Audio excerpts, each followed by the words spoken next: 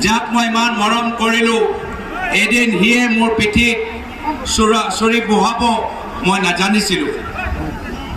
কিন্তু এয়া হ'ল হিমন্ত বিশ্ব শৰ্মা ডাঙৰীয়াৰ ৰাজনৈতিক কৌশল। তাৰপিছত হিমন্ত বিশ্ব শৰ্মা ডাঙৰীয়া গ'ল বিজেপি দললৈ। বিজেপি দলত একে কাম কৰিলে। বিজেপি দলত যেতিয়া গৈছিল, মুখ্যমন্ত্ৰী অসমৰ সৰ্বানন্দ সোণোৱাল ডাঙৰীয়া হৈছিল।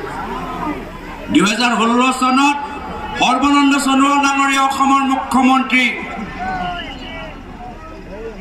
এগৰাকী আছু নেতা, জনজাতিৰ নেতা।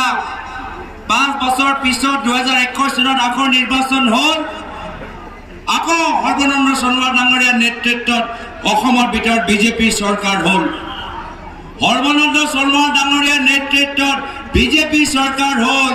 কিন্তু হিমন্ত বিশ্ব শৰ্মা ডাঙৰীয়া পুনৰবাৰ নিজৰ বিশ্বাসঘাতক চৰিত্ৰ দেখাই সৰ্বানন্দ সোণোৱাল ডাঙৰীয়াক আঁতৰাই নিজে এই মুখ্যমন্ত্ৰী আসনৰ ওপৰত বহি গ'ল। সেইকাৰণে তেওঁলোকৰ মোহৰ কোন হিমন্ত বিশ্ব শৰ্মা ডাঙৰীয়া কেনেদৰে ৰাজনৈতিকভাৱে এখোজ আগুৱাই যায়, এইখিনি কথা আমাক সাৱধান হৈ চাব লাগিব। আৰু এবাৰ মানকাছাৰত কি কৰিছে?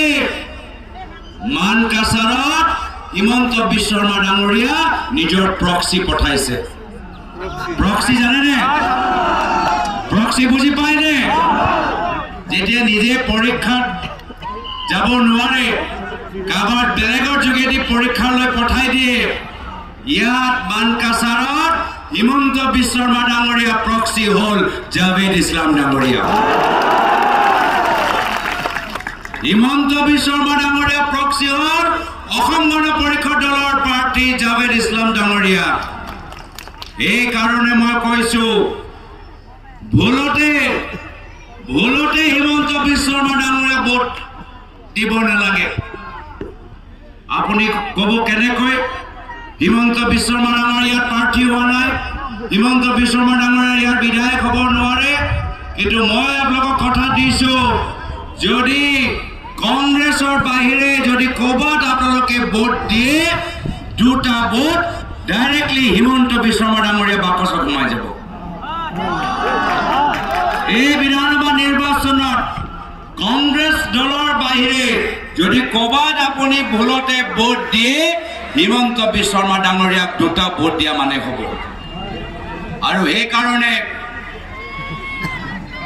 এই প্ৰক্সি হিমন্ত বিশ্ব শৰ্মা ডাঙৰীয়া প্ৰক্সি দল অসম গণ পৰিষদ দলৰ পৰা সাৱধান হৈ থাকক।